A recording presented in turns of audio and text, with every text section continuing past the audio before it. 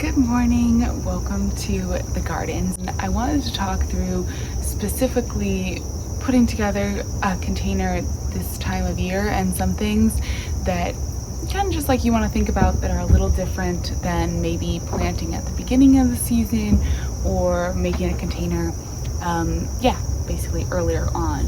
We got a beautiful rain last night, so everything is happy, but the plants are looking a little bit kind of deflated.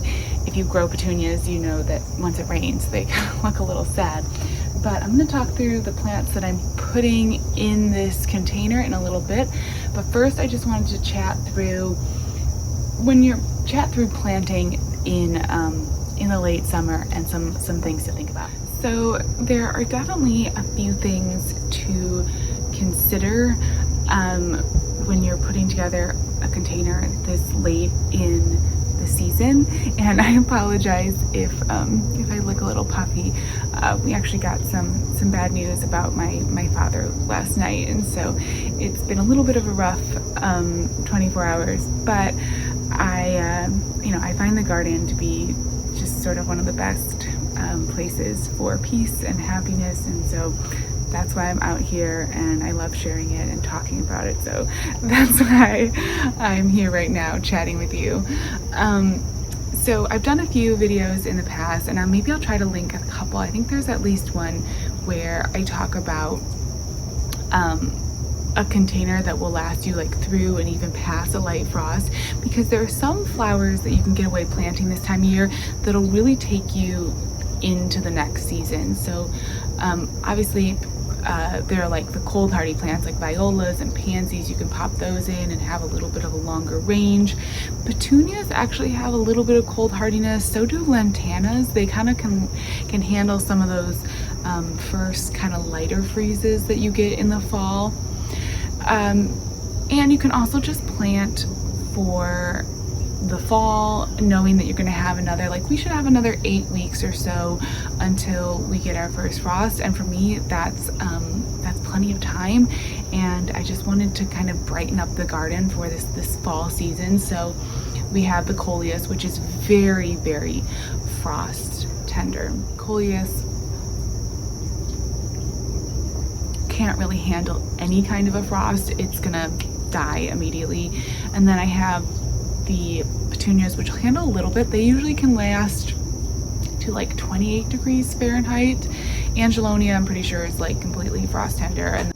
And then I think I have what's called a euonymus in there. I actually didn't have a tag on that plant, but that's another one that's a frost tender annual. So we're just gonna put them all together and know that come frost, they're all gonna die.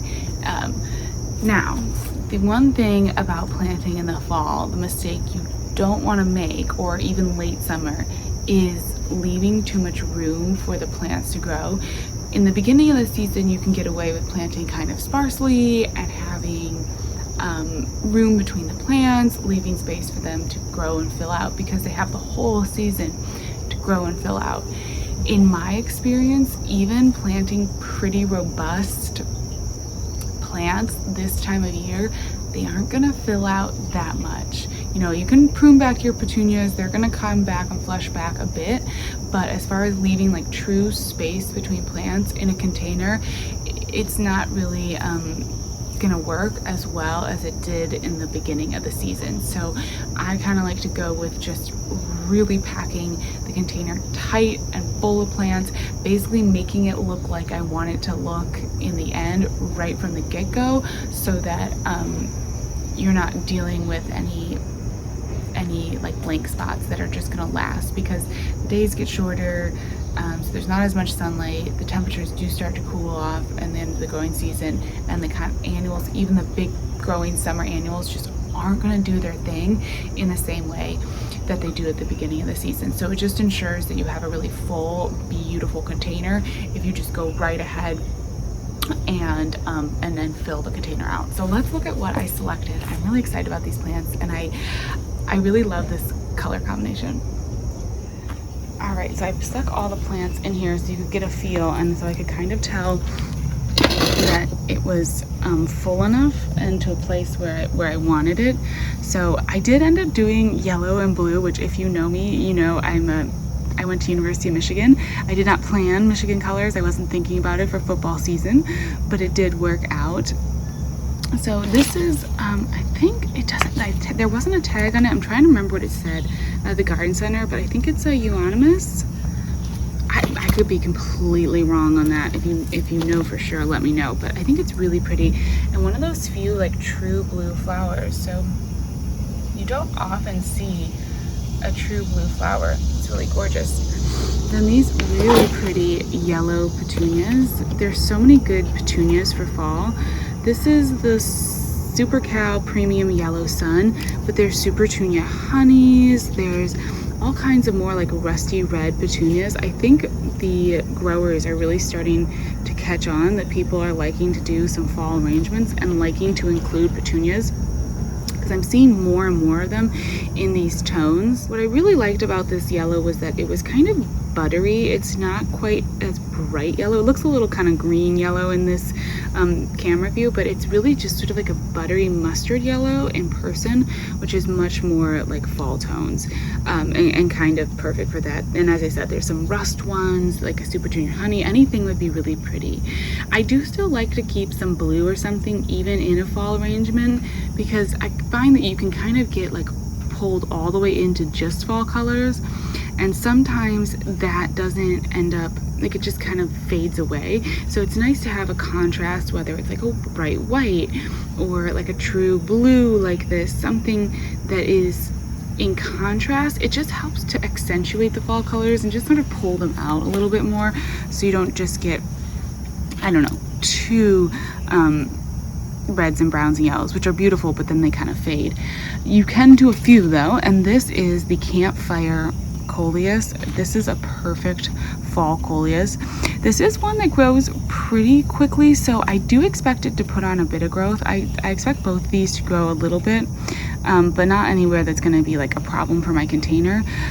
But it's just, this is such a pretty rusty, and it has like these little bit of like greeny yellow sort of tints and just rusty red. It gets a really deep, almost purpley red when it gets some sun, and it's just a really pretty one. I think it looks great with the yellow, but it also of course accents the blue because it's really a red coleus, so the blue really pulls. And then I have this Angelonia that's been sitting in its own little pot, and I just thought it was kind of pretty to add a little bit of whimsy to this container. I've got some in another like matching arrangement, so I thought it'd be nice to just sort of put them both together. And then yeah, the pink is kind of, you know, a little more summery, but I think with the coleus it still pulls to the fall. Now if you didn't have the coleus, this is like one of the best summer color combinations: yellow, blue, pink. So something to know that you can, you know, I mean, we're just mixing colors, doesn't really matter. This is a beautiful color combination, and you could certainly have coleus in there all season long, but I think once you add this tone, it's just such a fall leaf looking tone that it really pulls to fall, and it's gonna match perfectly once we throw some pumpkins and things around it. I think it's gonna be a really good combination. So I'm just gonna put it in this this is just a galvanized like wash bin. There is a drain hole in the bottom of this, and I'm just gonna fill it up with potting soil, put them all in there together, and I think they're gonna be really happy. Of course, we're gonna put, this is gonna have a back to it, so we're gonna put the coleus and the Angelonia in the back, and then the other two, these are more filling flowers, so they'll just go in the middle.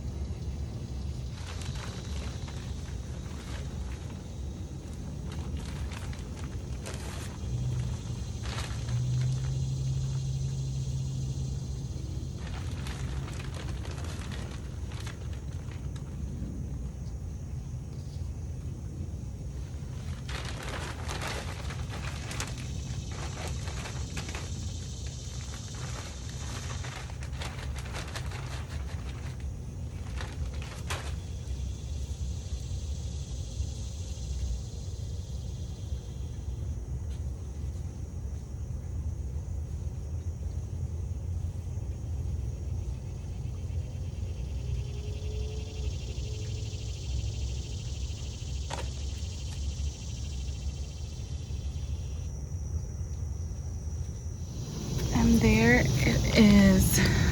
I think it looks so beautiful. Oh my gosh, so much fun. Going to be a perfect container to just carry us through the next couple months until we get to the real, you know, fall season. And it's gonna pick up beautifully when we put some pumpkins or gourds or anything next to it. Yeah, I love it. All right, so it's just gonna go right here on the corner of the bed, and there's some yellow lantanas that are gonna kind of grow up behind it.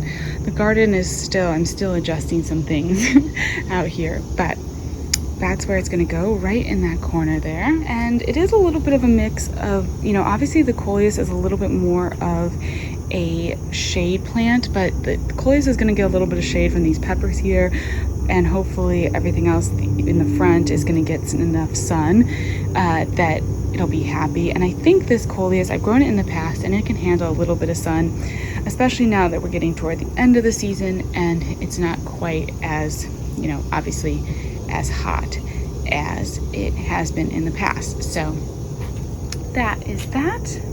Oh, I think it looks super cute. Thank you so much for spending a little time out here with me in the garden. I hope maybe you put together some fun containers for your fall garden, and I will talk to you again soon.